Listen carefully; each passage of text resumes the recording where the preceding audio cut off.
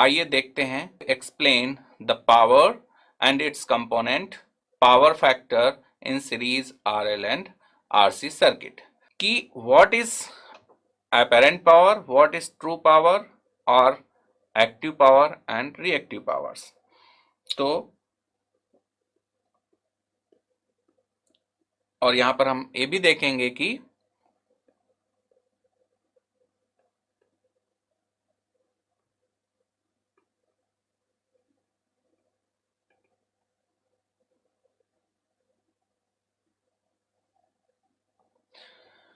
Power triangle भी हम discuss करेंगे on the basis of the angle, lead और lag, right. So what is active power?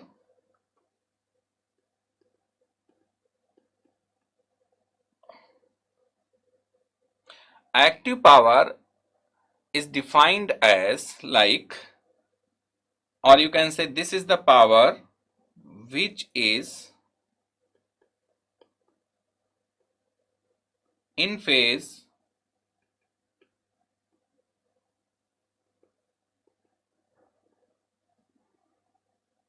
Active power means which is in phase with the applied voltage. Applied voltage क्या है? V है। तो हमने अभी आपको एक ट्रायंगल दिखाया था, voltage and current triangle.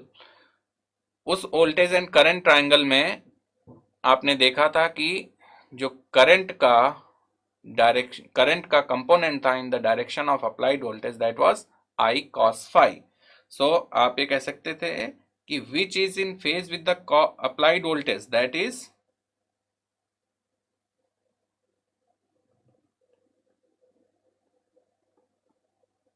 I cos phi, right? Now, next is reactive power। Simple definition है,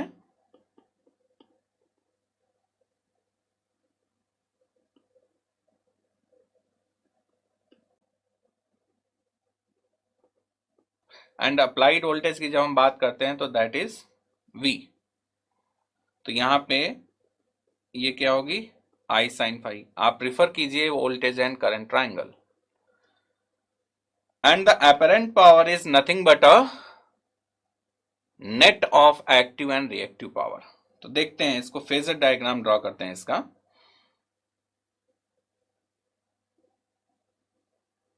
दिस इज I, राइट।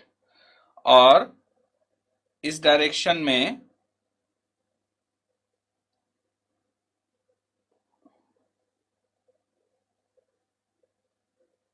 यहां पे कितना आया था?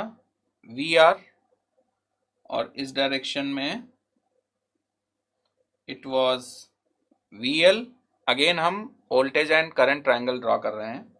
तो नेट जो वोल्टेज आया था, या फिर you can say the applied voltage V, that was at an angle of 5 degree. ठीक है। अब मैंने क्या कहा? एक्टिव पावर, देखिए पावर हमेशा वोल्टेज एंड करंट का मल्टीप्लिकेशन होता है। एक्टिव पावर का कंपोनेंट क्या होगा? Which is in phase with the applied voltage. तो अप्लाइड वोल्टेज क्या है? अप्लाइड वोल्टेज का ये है। तो करंट का वो कंपोनेंट लेना है जो इस वोल्टेज के फेज में आए, तभी उसको मल्टीप्लाई करेंगे। V into the component of current which is in the direction of the applied voltage. तो I का कंपोनेंट इस डायरेक्शन में जो आएगा वो क्या होगा?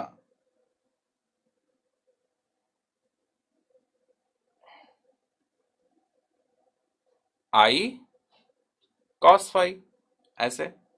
ठीक। और इसका quadrature component which will provide the reactive power, that is I sin phi। Quadrature means 90 degree जो होगा I cos phi के। तो दिस इज द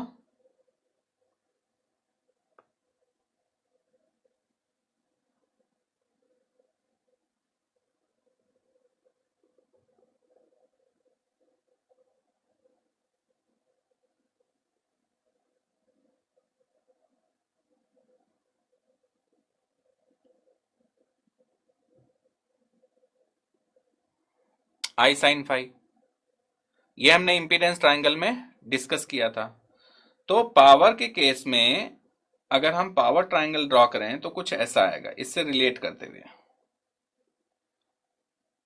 इससे रिलेट करेंगे तो जो कंपोनेंट होगा, ये तो करंट आई था,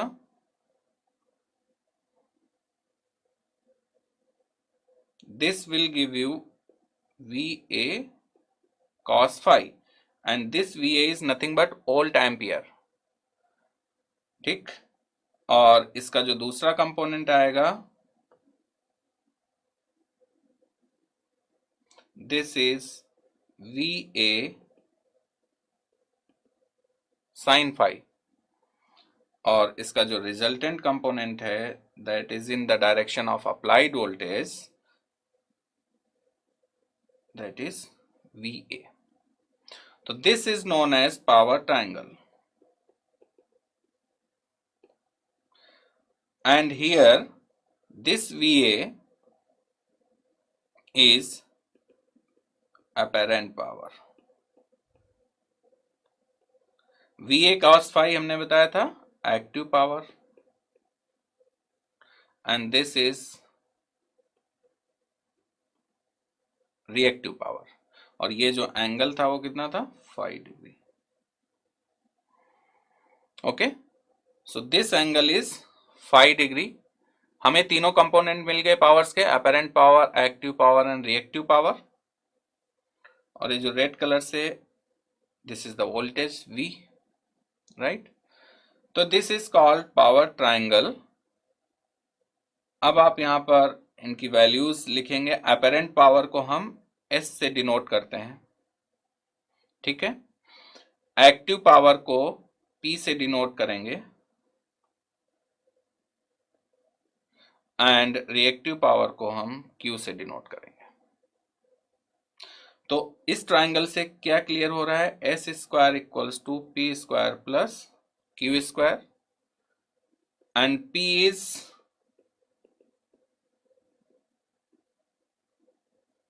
Q इज, सो यहां पर आप देखेंगे ये बचेगा VA square and S is nothing but VA। तो इसकी यूनिट हमेशा क्या होंगी, वोल्ट एम्पियर, और जो P की यूनिट है इज इन वॉट, और Q की यूनिट जो है इज इन विच वन। देखिए P को वॉट है, and this is called true power और एक्टिव पावर और एक्चुअल पावर। ये हम पहले भी बता चुके हैं,